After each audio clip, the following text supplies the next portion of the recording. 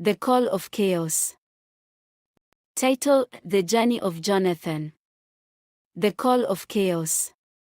Jonathan was in the middle of a meeting when his phone vibrated on his desk. It was an unexpected call from his son Junior's nursery school.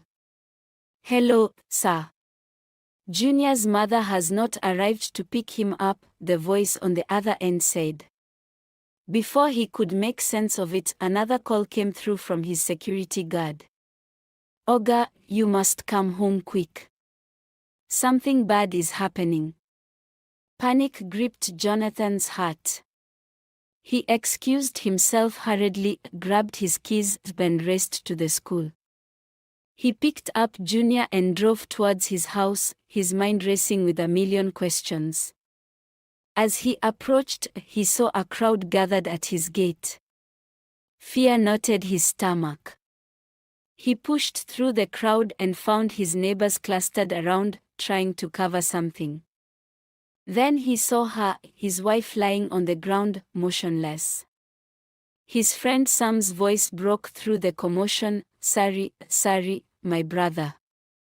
At that moment, Jonathan felt a rage so deep he wanted to destroy everything around him. But then, everything started to blur, the world moved in slow motion.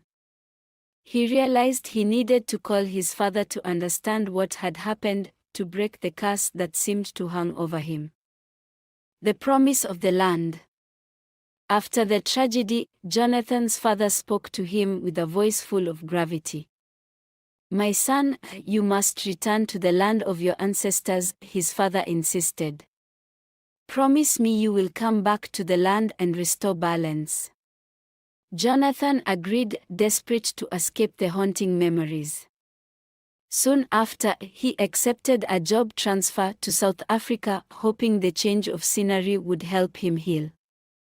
For a year, he lived in Johannesburg, slowly finding solace in the company of a kind woman named Andel. Life seemed to settle into a rhythm when Jonathan felt his wounds begin to heal. But then another call shattered his fragile peace. His wife had been in a car accident and was critically injured. They needed him urgently. Jonathan flew back home immediately, but by the time he arrived, it was too late. His wife had died, along with his best friend, who had been with her.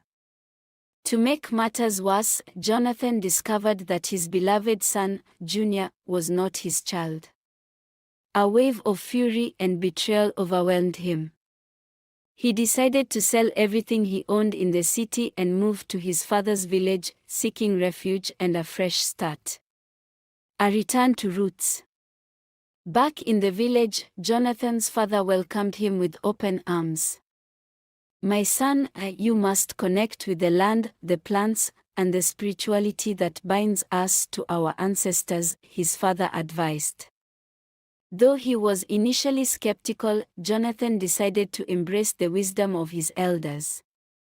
He started a small business trading in medicinal plants, traveling between the village and the cities. Over time, he became known for his knowledge and the healing properties of his plants. The business flourished, allowing him to renovate the family house and invest in the community. Within a few years, Jonathan transformed the village with his wealth and generosity, earning the title of the Millionaire Farmer. For the first time in a long while, he felt a sense of peace and purpose. A sister's surprise. 5 years later, Jonathan's sister, Amara, arrived from the United States with her best friend, Elena. They were both amazed at the transformation that had taken place. The village was no longer the small, rundown settlement they remembered.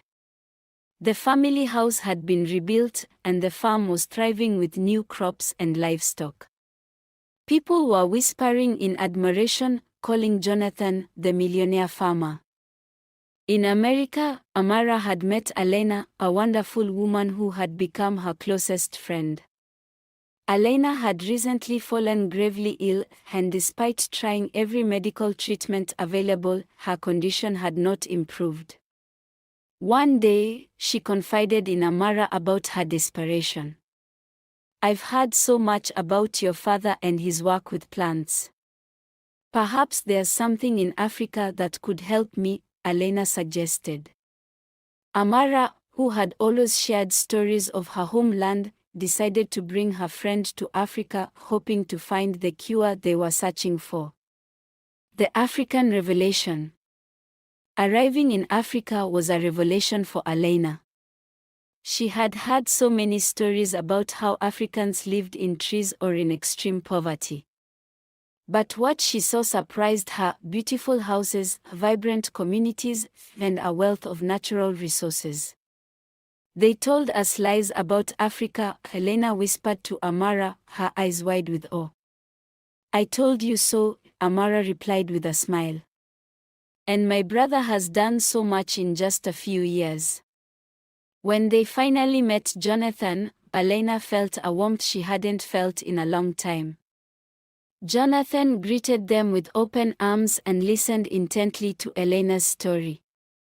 "If there is something I can do to help, I will," he promised. And so, the journey of healing and discovery began. The journey of healing. Jonathan took Elena to the heart of the village, where the elders and herbalists practiced their ancient craft. They listened to her story, observed her symptoms, and began preparing a special remedy made from rare plants only found in their region. As they worked, they spoke of the connection between the land, the spirit, and the body, emphasizing how nature itself could heal. Elena stayed in the village, immersing herself in its customs and traditions. As days turned into weeks, she began to feel lighter, stronger, and more at peace.